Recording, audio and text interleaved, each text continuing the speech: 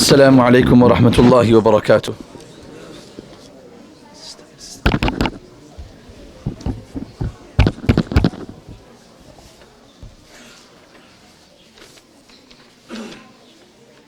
الله أكبر الله أكبر الله أكبر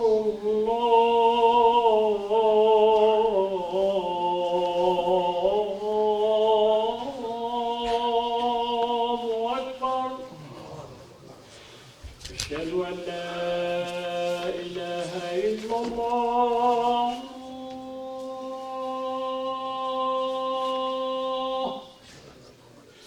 أشهد أن لا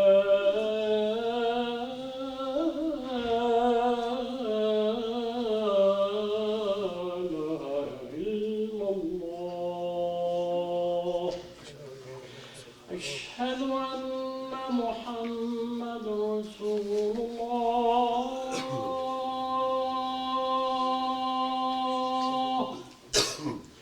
أشهد أن محمد رسول الله.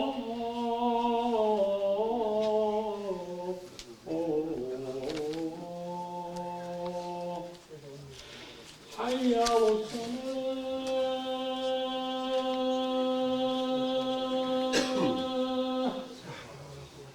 حي على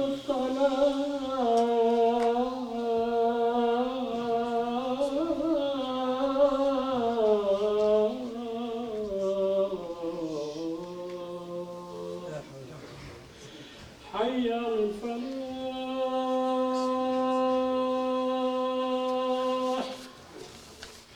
حي على الفلاح.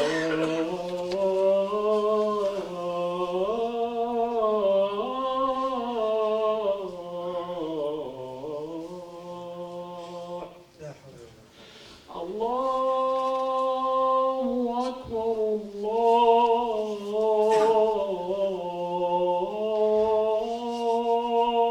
الله أكبر. لا إله إلا الله.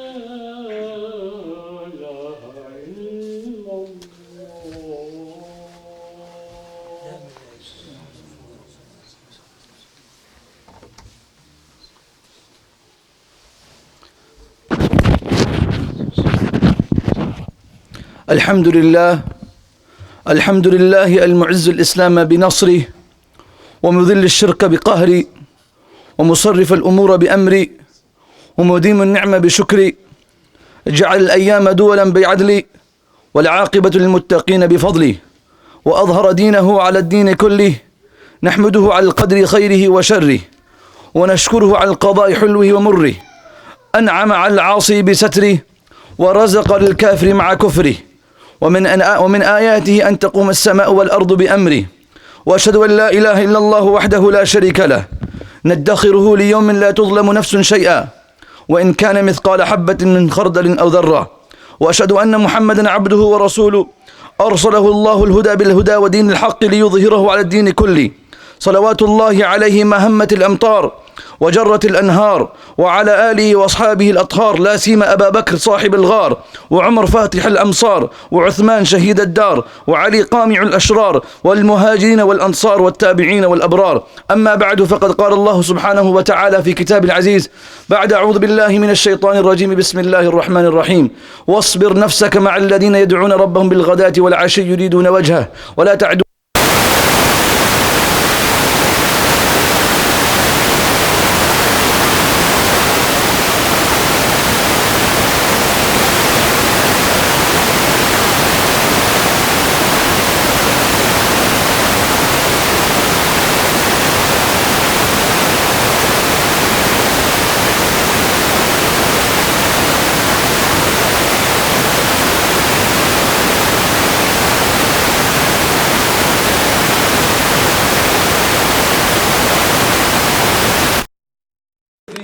towards good and evil at the same time.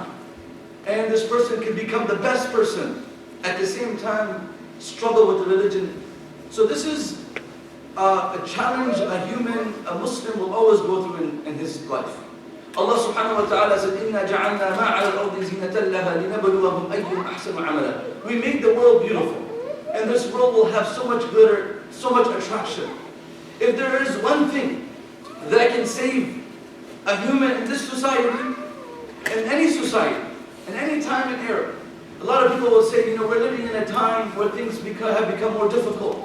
We cannot monitor the activities of people because everything is so exclusive and isolation.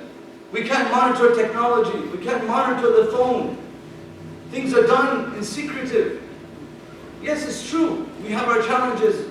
In the time of the past, نعيب زماننا والعيب فينا وما لزماننا عيب سوانا ونهج ذا الزمان بغير ذنب ولو نطق الزمان لنا هجانا وليس الذئب يأكل لحم ضئب ويأكل بعضنا بعضا عيانا وديانتنا التصنع والتراعي ونحن به نخادع من يرانا. Everyone can say we're living in a difficult time. Even the Sahaba at the time of the Prophet ﷺ were living in challenges. Few years later we have Ali radiallahu anhu who is challenged by the Khawarij. Difficult time.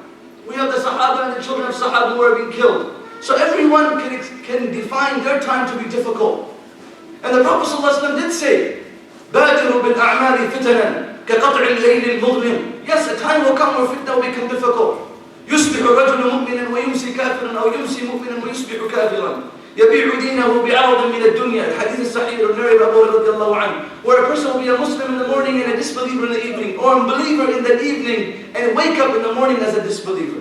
So there are challenges, but this hadith is not exclusively for the 21st century. There are people who became murtad and renegade at the time of Abu Bakr, who left Islam. And there are people who are living Islam today. So this hadith cannot be confined. Yes, today there are greater challenges. Yes, we have different challenges. But what is that one thing that can secure or protect a human in this society? And that is environment. And the subject that I picked today is very critical for us to understand, because we are surrounded by an environment which is making effort 24/7 to distract. And this is the promise of Iblis. Whether we have that environment or not, لَأُغْوِيَنَّهُمْ أَجْمَعِينَ إِلَّا عِبَادَكَ مِنْهُمُ الْمُخْلَصِينَ. He's made a covenant to Allah that I will misguide every human. أَجْمَعِينَ. Then he put the istithna. There are exceptions. إِلَّا عِبَادَكَ مِنْهُمُ الْمُخْلَصِينَ. Except for those who are sincere. How do we become those who are protected from the traps and the deceptions of the devil? He says, لَآتِيَنَّهُمْ مِنْ بَيْنِ أَيْدِيهِمْ وَمِنْ خَلْفِهِمْ وَعَنْ أَيْمَانِهِمْ وَعَنْ شَمَائِلِهِمْ وَلَا تَجِدُ أَكْثَرَهُمْ شَاكِرِينَ. I will come from every angle, from front, behind, right and left. And so there is a devil's work, the environment surrounding us. So there is so much happening. And the question is, as an adult, we struggle with our faith.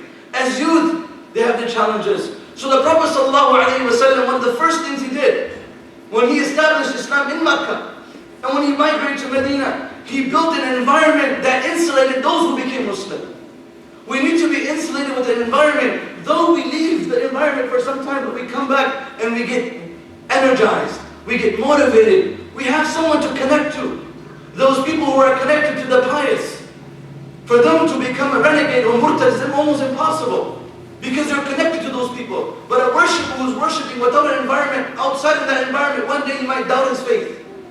Because the environment will put so much pressure on this person. So for this, my brothers and sisters, Allah subhanahu wa ta'ala is clear in the Quran, where يَا أَيُّهَا الَّذِينَ آمَنُوا اتَّقُوا اللَّهَ وَكُونُوا مَعَ الصَّادِقِينَ. All those who are muttaqeen, يَا أَيُّهَا الَّذِينَ آمَنُوا اتَّقُوا اللَّهَ. Allah is saying to the believers, fear Allah. Oh believers, fear Allah. Now, Allah is not going to tell you to do something without giving you the tools to do it.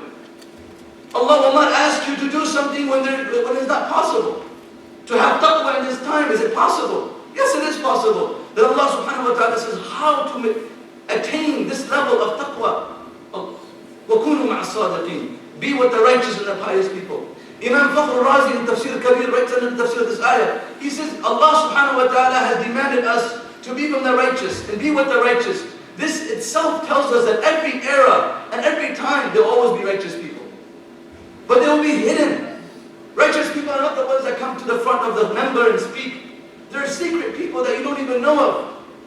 This is why Umar radiallahu anhu came out from the masjid one day and he saw Mu'adh ibn Jabal radiallahu anhu sitting next to the grave of the Prophet sallallahu alaihi wasallam. And he says, "Ma yabkika ya Mu'adh, yabkika ya Mu'adh. What's making you cry?" He says, "Shay'an sami'tuhu min Rasulillah sallallahu alaihi wasallam." I'm recollecting a statement of the Prophet ﷺ, and that's making me cry and emotional. And Umar bin Khattab radiallahu anhu says, "فأخبرني, tell me, what is it? What are you remembering that's making you cry? I want to learn also." He says, سمعت رسول الله صلى الله عليه وسلم من عاد لله وليا فقد بارز الله بالمحاربة. Anyone that shows any animosity or hatred to the friend of Allah, Allah wages war against that person. Then Mu'adh bin Jabal radiallahu anhu goes on quoting the hadith. إن الله تعالى يحب الأبرار الأتقياء الأخفياء الذين إذا غابوا لم يفتقدوا وإذا حضروا لم يدعوا. Allah loves those people who are pious, who are righteous, al-akhfiya, who are unknown. People don't know them, they don't have the name or fame, but they are connected to their Lord. الذين إذا غابوا لم يفتقدوا. When they're not available in the gathering, nobody asks about these people. رب أشعث أغبر. The Prophet ﷺ said, there are some people, when you look at them, you won't even admire them. Their hair is disheveled, they look very simple. لو أقسم على الله لأبر. But if they were to say something to Allah, Allah will fulfill their promises or their needs.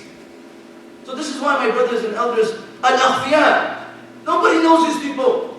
Then he goes on saying, سمعت رسول الله صلى الله عليه وسلم يقول إن يسير الرياء شرك. In the beginning of the hadith, he said, even a little bit showing off is shirk, is associating partners to Allah subhanahu wa ta'ala. This is what made Mu'adh radiallahu anhu cry. For this, my brothers and elders, we are living in a society where we're surrounded by evil. We are taking effect, whether we know it or not, consciously or subconsciously. Our children are taking effect from the commercials, from the videos, from the movies, from the messages which are direct, the subliminal messages which are coming. Everything is impacting the mind and the eye and the soul of the individual. So how does this person get purified? Take the best person in the world and drop him in an environment of corruption and fitna and fasad. He can be a shaykh, he can be a hafiz, he can be a scholar of thousands and hundreds and thousands of hadith. But you put him in an environment where he doesn't have worship and dhikr and surrounding of good people, even this person will struggle. And you take the worst person on the streets. Of course, Allah knows who's the best and who's the worst. You take a person who's hardly practicing, hardly praying. She's struggling, always struggling. You give him an environment. Allah subhanahu wa ta'ala, just the environment will give this person strength. This is why the Sahaba radiallahu ajma'in were special. هم قوم اختارهم الله لصحبة نبيه وإقامة دينه. These were people that Allah selected to be around the Prophet sallallahu alaihi wasallam. This is why Abdullah ibn Umar radiallahu anhu says, or Ibn Abbas, he says, من كان مستنا فليستن بمن قدمات. أولئك أصحاب محمد صلى الله عليه وسلم. أبرها قلوبا وأعمقها علما وأقلها تكلفا هم قوم اختارهم الله لصحبة دينه. These are people that Allah gave them the cleanest hearts. But how did they get this? They had the environment of the Prophet ﷺ. They had the masjid. Even Allah subhanahu wa ta'ala ordered the Prophet ﷺ to choose this environment over other environments. In Surah Kahf, Allah is very clear. Where Allah says to the Prophet ﷺ, when the mushrikeen of Makkah came to the Prophet ﷺ, and say, Ya Rasul, Ya Muhammad, we will sit with you, but we have a request. We will not sit with the poor people that you sit with. We will not sit with Salman Farsi. We will not sit with Abu Dharr al-Ghafari. The clothes they wear, it's not to our standard. The lifestyle they have is not equal to our standard.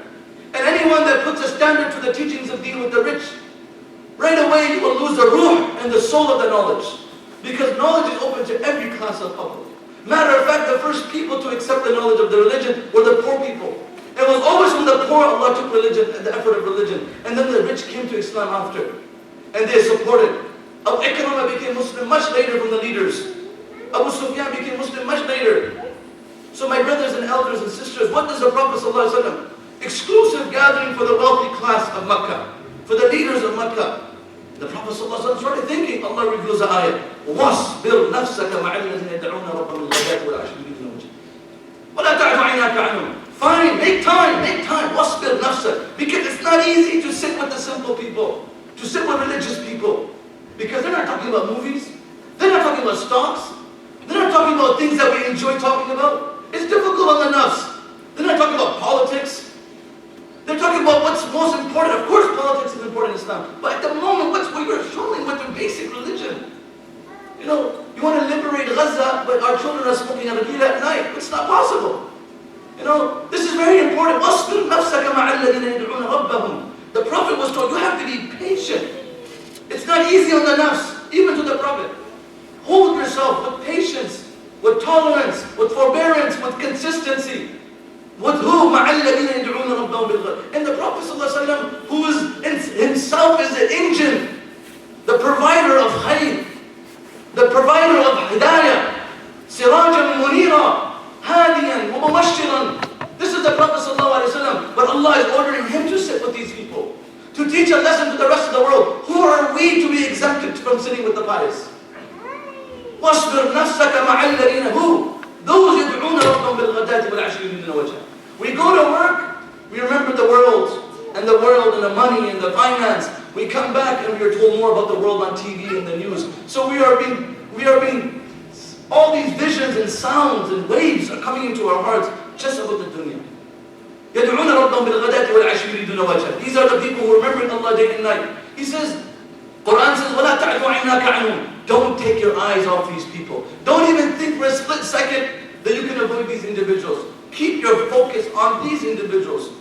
Then, the Prophet ﷺ, when this ayah was revealed, he gets up and he starts to look around. He goes to the masjid and he sees a group in the back who are doing dhikr of Allah. Simple clothed, humble people. The Prophet ﷺ, Alhamdulillahi alladhi amrani. I thank Allah that He has ordered me to sit with such a simple class of people. And then he said, فَالْمَحْيَا مَحْيَاكُمْ وَالْمَمَاتُ مَمَاتُكُمْ. Oh my Sahaba, all the simple people who are here, I will live with you, I will die with you. I will live with you, I will die with you. Even in our society, if you look around, even business and medicine, you need companionship. You need suhbah. This is why a person will go to residency for 4 or 5 years in surgery. Because though he studied 6, 7 years and done so many exams, you cannot be a qualified physician to operate without supervision until you have the suhbah of another physician. Similarly in Islam, a person thinks they become Muslim and they become pious like this. No, we need to see, not hear. We need to believe and surround ourselves with the pious people. The parents, in society today, everyone is struggling with their religion. So that's very important. Even in a logical sense, we need to be around people. We need to be in an environment that gives us motivation. Otherwise, it doesn't matter who you are, how strong you are, how much Quran you know. This environment has sucked people better than us and will continue to suck people better than us. It will destroy us. It will drown us. And we need to have an environment. And the first environment the Prophet ﷺ built was in the masjid. رِجَالٌ لَا فِي بُيُوتٍ أَذِنَ اللَّهُ أَن تُرْفَعَ وَيُذْكَرَ فِيهَا اسْمُهُ. In the house of Allah. That's where Allah's Rasul brought the environment. The Sahaba would come. Whenever they need anything, they would come to the masjid. What could we do to connect with Allah subhanahu wa ta'ala? So the environment is very important for our children. What happens in our society? If a child doesn't go to an Islamic school, it goes to a public school from the younger age of 5 or 4, and he's exposed to things and cartoons and movies all the way up to high school. Allah knows best what they're exposed in middle school and high school. If you parents ever get the time to, one parent said to me, I was sending my son to a public school, high school. After 8th grade, he went to an Islamic school. I put him into high school. This is in Sterling Heights area. He said, I was a parent-teacher conference meeting around that time. I was supposed to come. And I walked in from the wrong entrance. I walked in from the north wing where I was supposed to park my car on the south side and walk in. I walked in from the north wing. By the time I got to the office where the meeting was, I almost had a heart attack from the things that I witnessed. The students in the hallways. And I'm not going to exaggerate. The amount of drug abuse that these youth, the peer pressure they go through, you know. And the people they see, even if they don't do nothing, haram. But the influence that impacts these people's lives, by the time they walk out of 12th grade, they might have never smoked a drug or picked up a bottle to drink, never kissed an opposite gender. But when they get into college, the pressure, the party, everything, every event, St. Patrick's Day, everything has to do with drinking and partying in the society. You come to a meeting of physicians, they're drinking. You go to a lawyer's office meeting, they're partying at night. You work for any corporation, there's a party in the evening. And if you don't participate, you are frowned upon. So the pressure is there. And if a youth, if he's not able to build a foundation from their childhood, when they come to high school and college and their professional life, they will struggle. And these same people are going to be the leaders of the community, and people are going to elect them for the board of the masjid, and the school. And they will have vision for Islam when they have a drought of Islam in their life. That's the nicest way I can see it. For this, my brothers and elders, environment is the most important thing for our shabab and for elders. A lot of times elders focus on their children. give my children the environment, give my shabab the environment, but they don't focus on themselves. The first deception of the devil is to make a person neglectful of himself and to others. He says, oh, my children, my wife, my family, I'm fine. Why not? Who has categorized us to be perfect? قَالُوا رَبُّنَا اللَّهُ ثُمَّ اسْتَقَامُوا. You have to stay consistent. Nobody knows where we're headed. Even the Sahaba radiallahu ajma'in, they had this concern. Look at the story of Hamdan radiallahu anhu. Hamdan radiallahu anhu, hadith sahih in Sahih Muslim. He comes out from the house and he's worried. Abu Bakr radiallahu anhu sees him. مَا ذَاكَ يَا حَمْدَ? What's you look worried? Hamdan radiallahu anhu said, this is that same Sahabi whose body was washed by malaika. غَسِيلُ الْمَلَائِكَ Hamdan radiallahu anhu. Shaykh. He walks out.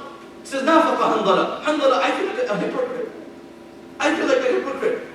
Abu Bakr radiallahu anhu, Abu Bakr نَافَقَ Hamdallah. Hamdallah, why do you say this? He says, إذا كنا عند رسول الله صلى الله عليه وسلم يذكرنا بالنار والجنة حتى كأننا رأي العين.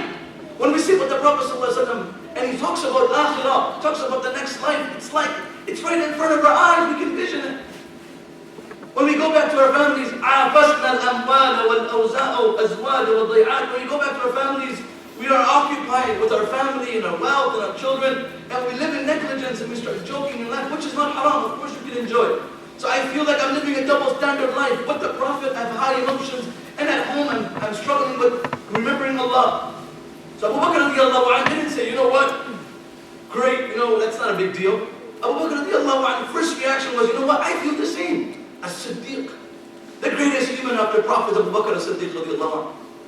There is no dispute. He says, I feel the same. So let's go to the Prophet sallallahu alaihi wasallam. فدخلنا على النبي صلى الله عليه وسلم, and the Prophet صلى الله عليه وسلم sees him. Ya Hamdullah, what's going on? He says, نافق Hamdullah. I'm a munafiq. He's calling himself a munafiq. In that climate of munafiqeen, it's something that was very harsh to say. To accuse yourself to be a munafiq was something like you are literally struggling with your religion. What's going on? He says, this is my situation, Ya Rasulullah. نافق Hamdullah. I said, why? And he repeats the same thing. إذا كنا عندك يا رسول الله تذكرنا بالنار والجنة كأننا رأي العين وإذا خرجنا من عندك آفسنا الأموال والأزواج والضيعات. So when we sit with you, we are reminded of Jannah. We feel highly motivated. When we leave you, we are distracted with our family. I can't balance this.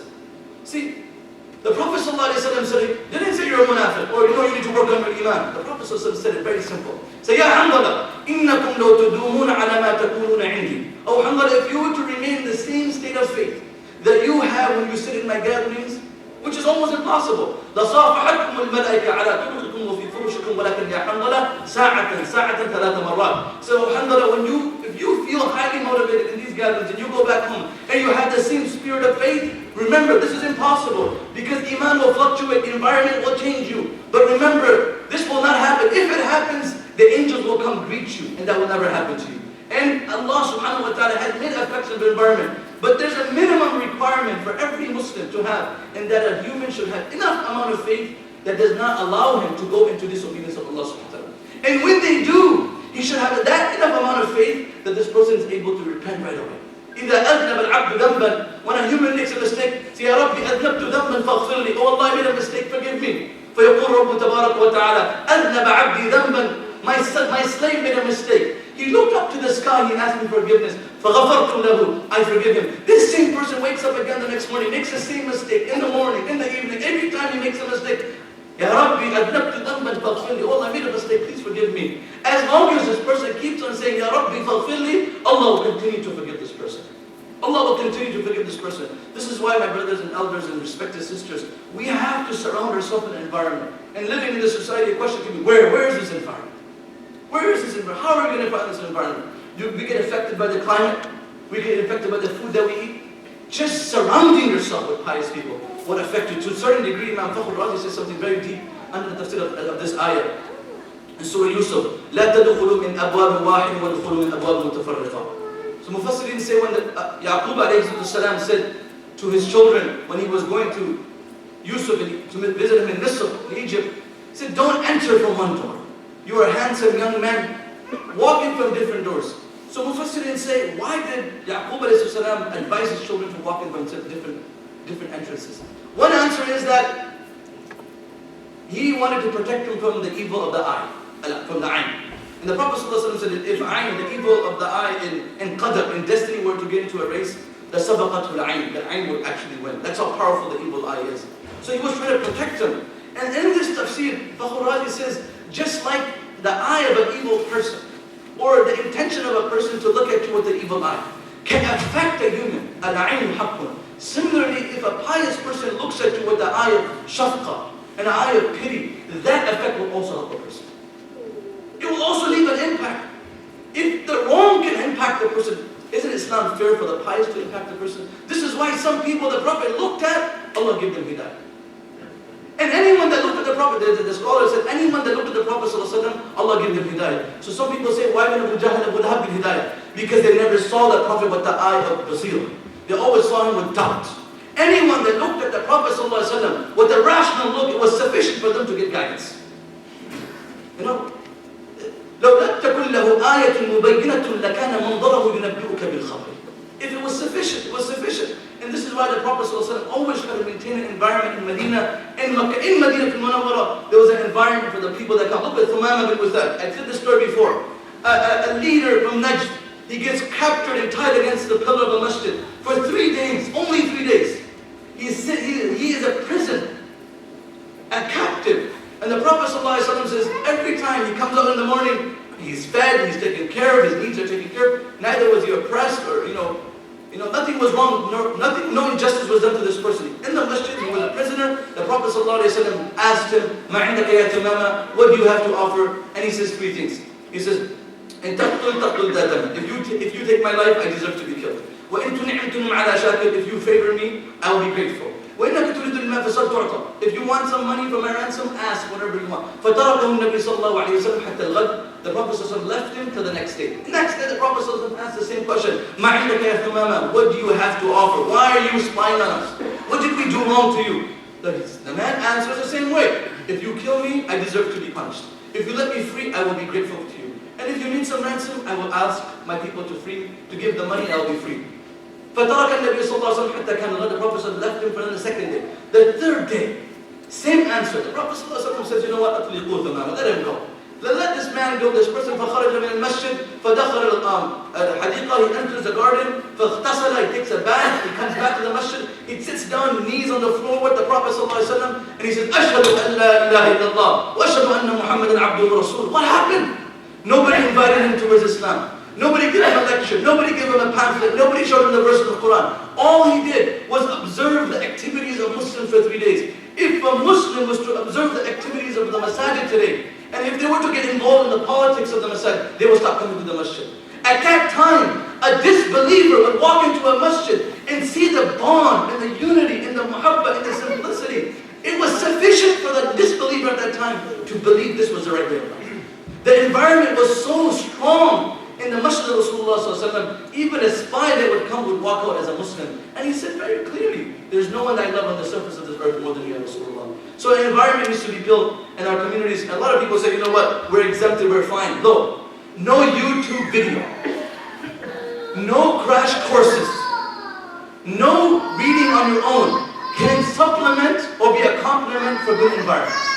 You can read the Quran all day, all night, make tahajjud. But having an environment is more powerful than being in the company of ibadah for 1,000 years. Just one environment, that's it. And this is why in America, this is why it's so powerful to have a Muslim community, a Muslim school, a society, and a culture. It's also very important for all of us to welcome those who are new to the community. If a sister walks in and she doesn't fit your standard or your culture, she doesn't wear the hijab that you wear, or the dress that you wear, you have to be accommodating similarly how the Sahaba were accommodating to the Muslims. The Prophet ﷺ had the people of Taif for 16 days outside camp of the masjid. They didn't say nothing to them, he used to go teach them. After 16 days they accepted Islam. The longest period it took for someone to accept Islam were the people of Taif. They stoned the Prophet, then they became Muslim. And the Prophet ﷺ did not mock them, did not criticize them, they took their time. So when people become Muslim, I remember one sister was told that, if you don't cover your feet, you're going to hell and so on. And these are converts. How can we say this? A sister comes up to me and says, I was told by the sisters that if you don't cover your feet in salah, you're going to hell. A new Muslim accepted Islam. Simple. Take it easy on the young sisters and young brothers. Bring them with muhabbah. muhabbat towards Islam. Give them environment. Wallahi, wallahi, give them. I'm teaching these kids. I don't lecture them all the time. They just have an environment. They see everyone doing it, and it becomes a rhythm. It becomes a flow. And this is what the beauty of Islam is. When something picks up, you're in the environment, you get in the system, Allah protects your religion. And my friends, you know, and I know what we're seeing. We just came from home. Particularly, I came from home and I was reading my khutbah before coming. But you know where you're coming from. And we know where we're going back to. And the malls, and the shopping. Wait till the summer comes when it's 80 degrees in Michigan. It's difficult. What do? We need an environment.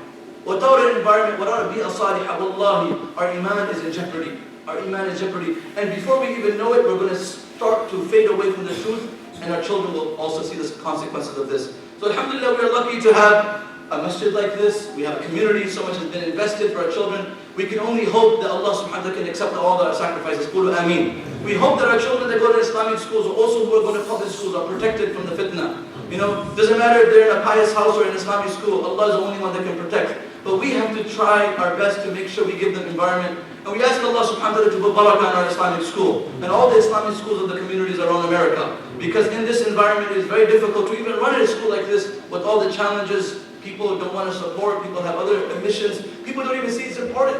But as a Muslim who went to an Islamic school for 10 years, my brothers went to Islamic school for more than 10 years. We know the value of this. I see daily the children. They're fasting. I know kids who are 8 years old, 10 years old, outside Ramadan who are fasting in this community. I know girls in this community who are 12 years old who wake up for tahajjud. I know people in this community, before they go to sleep, they pray their ad'iyah ma'thura. They're motivated, they're changing. So we need to continue to support our children and ask Allah subhanahu wa ta'ala to protect them. Our children are humans, just like we are. They will make mistakes. We need not give them one hand, we need to give them both hands. Like a toddler, when he starts to walk and we hold his finger, we need to control and help our children continue to walk them on Sirat al-Mustaqim, because by helping them, we're helping ourselves. We ask Allah subhanahu wa ta'ala to put barakah in our school. Inshallah, we have a fundraiser. This Sunday, Imam Tahir Anwar will be coming. He's a great scholar, a professor at Zaytuna College.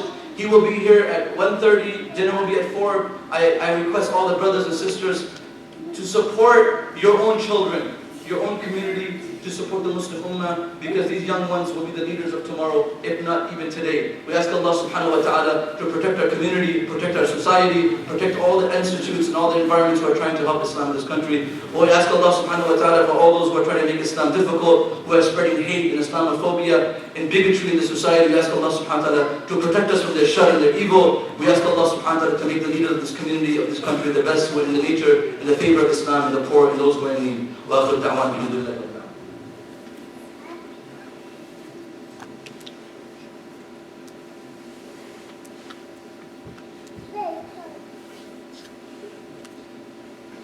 الحمد لله نستعينه ونستغفره ونعوذ بالله من شرور أنفسنا ومن سيئات أعمالنا من يهده الله فلا مضل له ومن يضلل فلا هادي له ونشهد أن لا إله إلا الله وحده لا شريك له ونشهد أن سيدنا وحبيبنا وقدوتنا محمدا عبده ورسوله أرسله شاهدا ومبشرا ونذيرا وداعيا إلى الله بإذنه وسراجا منيرا أما بعد فقد قال الله سبحانه وتعالى في كتابه العزيز بعد أعوذ بالله من الشيطان الرجيم بسم الله الرحمن الرحيم إن الله وملائكته يصلون على النبي يا أيها الذين آمنوا صلوا عليه وسلموا تسليما اللهم صل على محمد عبدك ورسولك وصل على المؤمنين والمؤمنات والمسلمين والمسلمات اللهم اغفر لجميع المسلمين والمسلمات والمؤمنين والمؤمنات والأحياء منهم والأموات إنك سميع قريب مجيب الدعوات اللهم اشف مرضانا اللهم اشف مرضانا وعاف مبتلانا وارحم موتانا إنك حق على كل شيء قدير اللهم انصر المسلمين اللهم انصر المسلمين المستضعفين في الشام اللهم انصرهم اللهم كن عونهم اللهم نفس قلوبهم اللهم نفس قلوبهم وهمومهم اللهم تقبل شهداءهم وداوي جرحاهم يا رب العالمين اللهم رد المسلمين إلى دينك ردا جميلا اللهم انصر المسلمين المستضعفين في اليمن وفي غزة وفي مصر وفي برما وفي سائر بلاد المسلمين وغيرهم يا رب العالمين يا رب العالمين يا رب العالمين اللهم اغفر لنا وارحمنا وأنت خير الراحمين ربنا هب لنا من أزواجنا وذرياتنا قرة أعين واجعلنا للمتقين إماما اللهم ول علينا خيارنا ولا تول ولي علينا شرارنا من ذنوبنا. آمين آمين آمين. عباد الله رحمكم الله، إن الله يأمر بالعدل والإحسان وإيتاء ذي القربى وينهى عن الفحشاء والمنكر والبغي يعظكم لعلكم تذكرون. فاذكروني أذكركم واشكروني أزدكم واستقيموا. الله أكبر الله أكبر. أشهد أن لا إله إلا الله.